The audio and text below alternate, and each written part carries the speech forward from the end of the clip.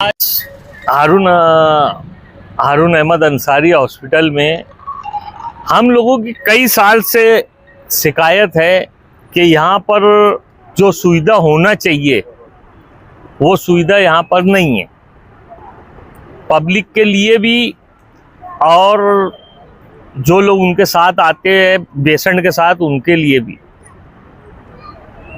हारून Ahmad Ansari hospital में जब से चालू हुआ है, मैं समझता हूँ आज 4 साल हो गए चालू होके। चालू होने के बाद यहाँ पर कोई तरह की सुविधा मरीजों के लिए नहीं दी जा रही है। आप देखो यहाँ पे जो ग्राउंड के अंदर रोड बनना चाहिए था वो रोड अभी तक बनी नहीं है।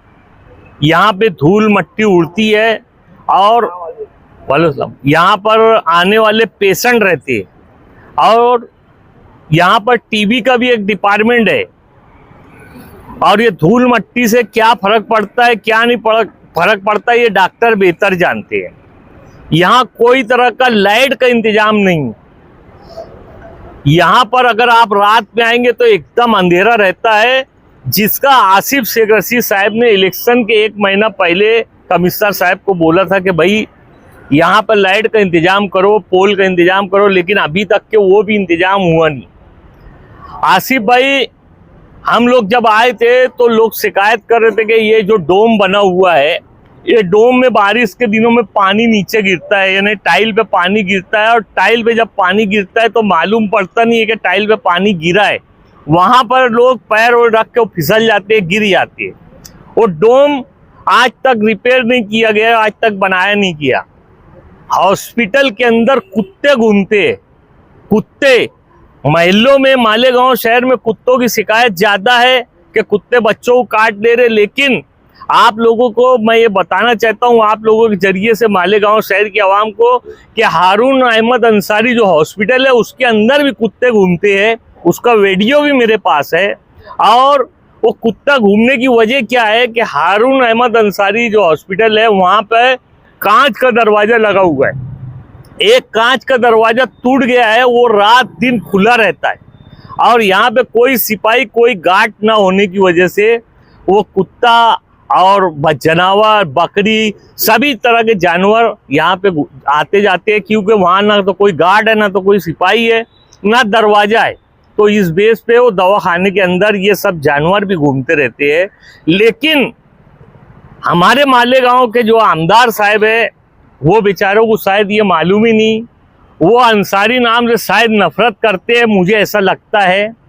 इसलिए मैं ये बात बोल रहा हूँ, मैं कोई आरोप उनके ऊपर नहीं रख रहा हूँ, मैं अभी ये साबित कर रहा हूँ कि आसिफ शेख रशीद साहब ने हिल स्टेशन बनाया था, तो हिल स्टेशन पे आसिफ शेख रशीद साहब ने कोई कलेजी और भजिए की दुकान नहीं खोला था कि उनका वो धंधा चलेगा, पब्लिक जाएंगी तो। पब्लिक के लिए, पब्लिक को छुट्टी मिले, वो टाइम पास करने के लिए, घूमने के लिए अगर कहीं जाना चाहे तो वो हिल स्टेशन पे जा सकते हैं। इसके लिए उन्होंने हिल स्टेशन बनाया था।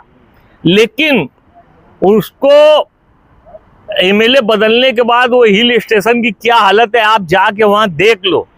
तो क्या उसको और बनाने के लिए मुफ्ती इस्माइल साहब चाहते तो और खर्चा करते, अपना फंड दे के बनाते और अच्छा बनाते, उनका नाम वहां लिखते, लेकिन उन्होंने ऐसा नहीं किया। हारून अहमद अंसारी हॉस्पिटल जब से बना, आप देख लो, मुफ्ती साहब एक बार मेरी मालूमात में पिछले साल आए थे, एक झाड़ लगा के गए थे यहाँ, वो झाड़ आज नहीं है। उन्होंने कभी ये भी गवारा नहीं किया कि मैं जो झाड़ लगा के आया हूँ वो झाड़ है कि नहीं है, वो देखने भी नहीं आए। पेशेंट को देखने, हॉस्पिटल को देखने, दवा गोली चेक करने तो आए नहीं, वो झाड़ भी देखने नहीं आए जो उन्होंने अपने हाथ से लगाया था कि वो झाड़ है कि नहीं है। अभी 8 दिन से मालेगांव में जो सीजर, हारून अहमद अंसारी में जो सीजर होता, अभी 8 दिन से वो सीजर बंद था। सीजर बंद होने का वजह ये थी कि जो डॉक्टरों का, जो सुन करने वाले डॉक्टर है, उनको पेमेंट कमिश्नर साहब ने दिए नहीं थे, इसलिए वो लोगों ने 18 महीने का उनका पेमेंट बाकी था, वो डॉक्टरों को नहीं दिया गया, तो डॉक्टरों ने स्ट्राइक कर दिया था, वो सीजर बंद कर दिए थे। अभी कल परसों से सीजर चालू हुआ है 8 दिन के बाद। अब आप लोग मुझे बताओ, मालेगांव शहर में गरीब आवाम रहती है, वो गरीब आवाम को पहले ही ये शिकायत रहती कि हारून अंसारी हॉस्पिटल जो है उसके अंदर कोई डिलीवरी के लिए आता है तो ये लोग सीधा रिफर करते हैं सुइल में या धुलिया। अब बताओ, जब ऑपरेशन थिएटर को ताला ही लगा है तो यहाँ तो सभी को बोलने का मुंह हो गया कि भाई सीजर बंद है, आप उधर जाओ, यानी कहीं भी जाओ, यहाँ पे मत आओ। तो मालेगांव शहर में एक ही हॉस्पिटल सरकारी यही है, महानगर पालिका का यही एक हॉस्पिटल है, और उसके बाद इस हॉस्पिटल पे भी कोई तरह का ध्यान नहीं है, कोई तरह की तवज्जो नहीं है। अगर रात में आप लोग यहाँ आके देखेंगे तो हारून अहमद अंसारी जो हॉस्पिटल है उसका जो वाल कंपाउंड है उसमें एक भी लाइट नहीं है, स्ट्रीट लाइट नहीं है, रोशनी कोई तरह की रहती नहीं। अब अंदर कौन आता कौन जाता, कैसे लोग रहते कैसे नहीं रहते, किसी को मालूम नहीं। उसके बावजूद, अंधेरे के बावजूद ये दरवाजा नहीं है। आप देख लो, मैंने ये बात बोला कि अंसारी नाम से शायद नफरत है उनको, किस बेस पे बोला, आप उर्दू घर के हाल देख लो। उर्दू घर एक बार भी वो झांकने नहीं गए, अपनी जलसा जुलूस करने गए, लेकिन वहां से लोगों को फैज पहुंचे, फायदा पहुंचे, इसके लिए कभी नहीं गए।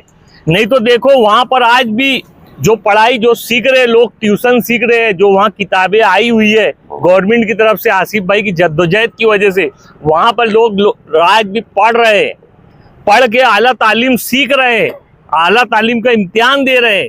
लेकिन मुफ्ती इस्माइल साहब वहाँ कभी पलट के नहीं गए कि इतना अच्छा हॉस्पिटल उर्दू घर होते हुए भी मैं और क्या वहाँ पे उसमें बढ़ोतरी करूं जिससे लोग सीखे और लोग फायदा उठाए, मालेगांव के नौजवान बच्चे बच्चियां, लेकिन वो कभी नहीं गए। हारून अहमद अंसारी हॉस्पिटल का भी यही हाल है कि मुफ्ती साहब कभी भी एक बार देखने नहीं आए। यहाँ पर जो दवा गोली है वो जेनरिक की है। अब जेनरिक की दवा वो रहती है जो स्टैंडर्ड कंपनी होती है, तो ये भी स्टैंडर्ड कंपनी की जैसी वही काम में आती है, लेकिन जेनरिक तो जेनरिक है।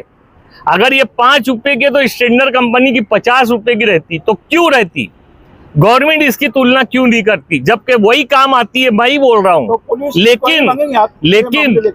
लेकिन जेनरिक और स्टैंडर्ड कंपनी में यही फर्क है कि ये जेनरिक है वो स्टैंडर्ड है, और स्टैंडर्ड तो स्टैंडर्ड होती है।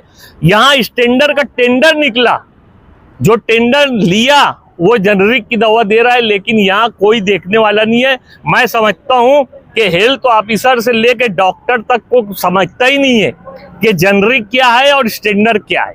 अब बोलो क्या सवाल कर रहे हो? आपने जेनरिक का जो नाम लिया मेडिसिन का, तो पुलिस इंक्वायरी आप मांगेंगे? मैं लेखी में कमिश्नर को दिया हूँ, अभी वही लेखी का पेपर मैं पुलिस डिपार्टमेंट को भी दूंगा।